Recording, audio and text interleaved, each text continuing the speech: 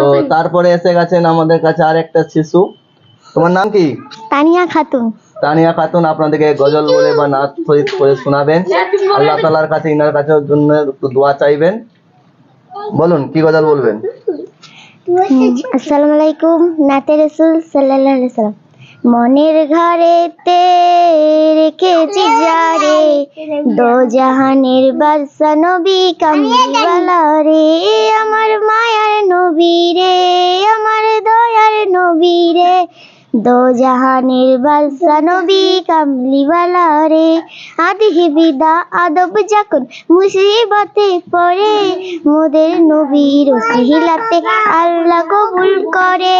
মোরা যদি ডানা বালা পাখি হইতাম, ওই মদিনা দেখার রোগে উড়ে যাইতাম। নয়ন জুড়ে দেখতাম আমি নয়ন পারে, দো জাহানের বাদশা নবী কামলিওয়ালা রে। সাকার হাতে বিছানাতে দেখা দিও গো, দো জাহানের বাদশা নবী কামলিওয়ালা। খুব সুন্দর আপনাদেরকে নাচ শুনে শোনালেন। নাচটা ভালো লাগলে আপনারা তানিয়া খাতুনের জন্য দোয়া করবেন। আলহামদুলিল্লাহ।